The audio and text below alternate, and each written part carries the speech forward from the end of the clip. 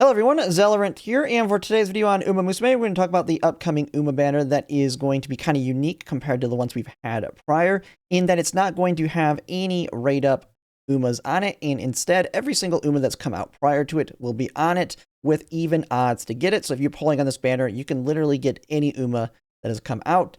But what is nice is if you do go all the way up to 200 pulls, you can pity for any one of the Umas on this banner. So if there's a specific one that you've wanted to get in the past, but you didn't have the carrots to do it, this is going to be potentially your opportunity to do that. And I kind of want to discuss whether or not it's going to be worth it for you to pull on this banner. So the first thing right off the bat is that when we get to the first year anniversary, know that we're going to get a selector that you can buy for real money for $20 to $30 ish. We don't know the exact cost it's going to have, but we can estimate it's probably going to be $20 to $30. And you can use that to basically select any of these Umas as well, because it will include everything from New Year's and earlier. And so if there's only one specific Uma that you're wanting out of this list, it'll be a lot cheaper for you, especially if you're willing to spend money. I mean, if you're completely free to play and will not spend money at all, it's not going to be an option. But if you are willing to kind of spend, it is probably one of the best values in the game is those paid selectors on the anniversaries.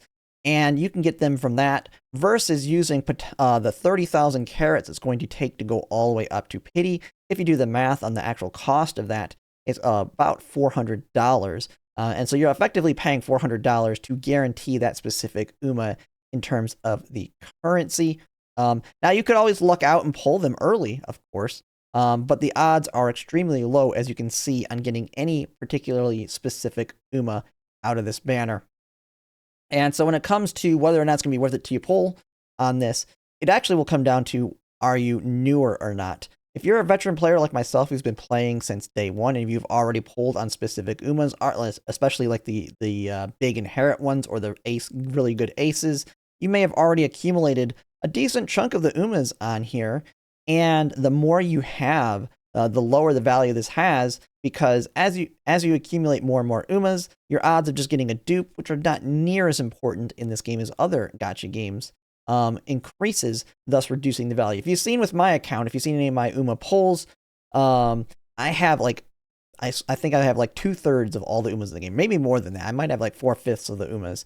And so anytime I'm pulling on an Uma banner, like 90% of the time I'm getting a dupe. As you've probably seen, I got really lucky on the SSRs on the free Tamamo Cross banners, but I got one copy of Tamamo Cross, and then I got a dupe Summer Maruzensky, dupe Taiki Shuttle, dupe McQueen. Like, the dupes just keep coming in. That would be the same situation for you here if you have a lot of them. Now, if you have a very specific Uma that you want to get because it's a good inherit, and you maybe need multiple, and you're willing to buy the anniversary, but you have another one you still want to get. So, for example, Seiyun Sky, Meijiro Dober, or you have some of the other ones that have really strong potential inherits. Like you have Fuji Kiseki, which when we get the second anniversary buff, she'll be a fairly decent inherit. You have like the TM Apero New Year, although if you want her, she's going to overlap with this one. Just pull on her banner. You have a lot better odds of just getting her on her own banner versus here. You have trying to think of all of them. You have like Grass Wonder Fantasy, which has potential inherit in the future for having access to a heal. Rita Bryan has a fairly strong inherit. So there's a lot of random things you might want to pick up on here.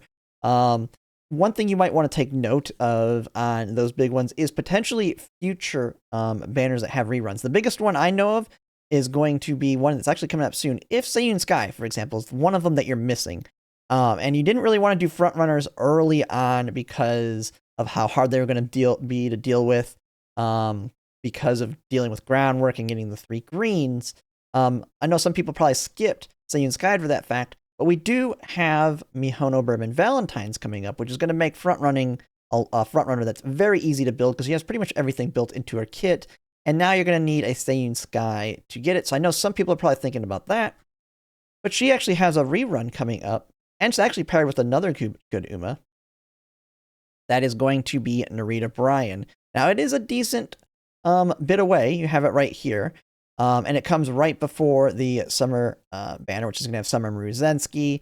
So there's a decent amount of stuff around here that's going to be big pickups.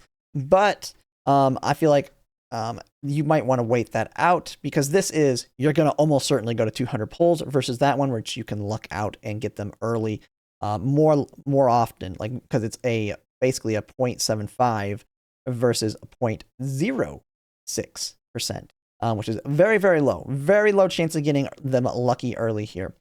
And so, and the other thing too is a lot of them, if you have like an Oshi, for example, and instead of it being like, I want to get a good inherit, and instead I want to get my Oshi pick, know that we're starting to see a lot of them get like alts that you can get that in general are going to be better than them in the future. One big one I know for that, not just an Oshi, but also a meta kind of Uma, is going to be Smart Falcon. I know a lot of people may want to, if you skip Smart Falcon, you're like, this might be the opportunity. I can pull Smart Falcon here. I'll have access to her for the Sprint CM, although you have minimal time to build her. But you also have her access for Aquarius Cup and then future Dirt Champions meetings. One of the things with that, though, is Smart Falcon does get rerun later. Or not rerun, but gets an alt later. Right with the launch of Grand Live, we're actually going to have Smart Falcon Grand Live drop. And she's a power creep to her to a certain extent. And so if she's one of your favorites, if you're willing to wait, I know some people don't like waiting, this will be your opportunity to get a copy of her. And then also, if you just care about getting a meta Dirt Uma, right before that is Corpano Ricky, which is still to this day a very strong Dirt Uma that'll be coming out right here. And just know that Aquarius Cup is the only Dirt one we're going to be having before this. Corpano Ricky and Smart Falcon Grand Live will be available before the second Dirt one drops. And so that will drop that value of, for example, getting Smart Falcon here versus just waiting till there. Now there's other opportunities. I know you can use Smart Falcon in like the miles and stuff pretty easily. You just got to get her those turf sparks. So she does have some more value if she's one of your favorites. And then picking up the alt later can be a case. But just know that those opportunities will exist. You have the same thing with a lot of these. I don't want to try and go over all of them. But just know that this is kind of a bait banner to a certain extent. We have a lot of big stuff coming up. Mihono Bourbon Valentine's. Like, this is, to me, if you ever want to do anything frontrunner related, this is a very, very good pickup. Not only is she good herself, as you're building her in and making a new track as an ace, she'll turn into really good parents for future frontrunners as well. Decent inherit. You have that big pickup. You have, of course, you have the support cards like Fine Motion coming. You have Kita-san Black for your long frontrunners. You have Nishino Flower Power for your pace chasers. And so if you blow, because that you're almost guaranteed, I'm not going to say it is guaranteed, but you're very likely to spend 30,000 carats on that versus these other ones where you could luck sack them early because they're the rate up. And they just keep coming. There's always there's like within every month, there's almost at least something to pull on. And then some months, there's going to be like 3 to 4 big things that you can pick up in there.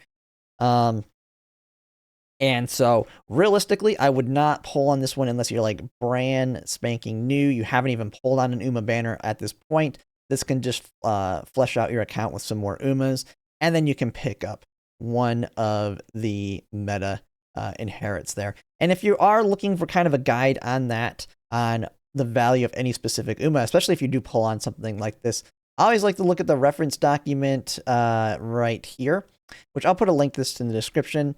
On this, the reference document, it's updated with all of the Umas. I like the Japanese one because it actually talks about their value in terms of not just current value like the global one does, but their future value or current value on JP. So a lot of these that are still continuing to be strong parents will be noted here. Now, you'll want to really read into the details on this as well.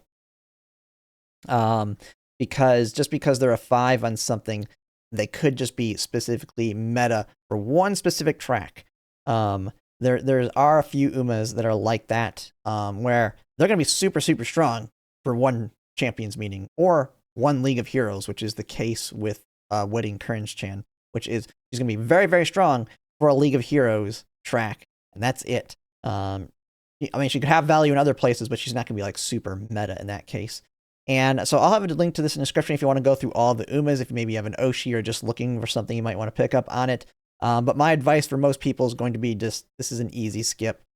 Just save your carrots and instead invest in the future, especially if you're willing to spend money to buy them with the selector. Or one thing that I've touched on it in the past, you will have the ability to farm for the meta inherits when we eventually get the update for legend races. Let me see if I can find it on here. I always forget to mention this when it comes to future, like banners like this in the future. You can get any Uma and doing your daily legend races. So right now we have the legend races that give out the stars when the Uma. After we get this update where we have a daily legend race, you can effectively grind 1 star for any specific Uma per day. And so if you're brand new, that means you're going to need to get that 150 stars to unlock them, but you can unlock any Uma in that amount of time. Now, if it's an Uma that has its legend race and you actually get to complete it, you can get around 80 stars right off the bat just from doing the normal legend race. And then when they get added into this daily legend race, then it's only going to take you about 2-ish months to unlock that Uma. And so this is another way. If you're completely free to play, it could still, if you've been playing since the launch and you already have a good roster, this will be your way to get those Umas if they never have a rerun or the bad timing of the rerun when it eventually drops. And this guide also kind of, when I find it here, will kind of give you a breakdown of what are the important ones when it comes to inherits to currently grind them out. I don't know if it's on this one. It might be a different document that talks about it. Oh, well, this one's the global one, actually. The JP one's right here. Okay, I'll be putting a link to both of these, but the JP one talks about it. We do not have it in global yet. Here we go. And so you can see right here, eventually you will be able to just go in, select the specific Uma you want to target on your daily legend race. And here's like the priorities they say, like, you don't have Saiyan Sky, she'll be the first one you grind out. Major Odober, Taiki Shuttle, Maru Zensky, and then yada, yada, yada down the line. So that'll be your way as a complete free-to-play where you can just completely avoid this banner, and you will eventually be able to, man, I'm all over the place here. You'll be able to eventually just get these Umas without needing to pull on a banner like this and waste a ton of carrots pitying them. But that's pretty much it. And if you like my content, if you like, comment, subscribe, it really helps. And thanks for watching.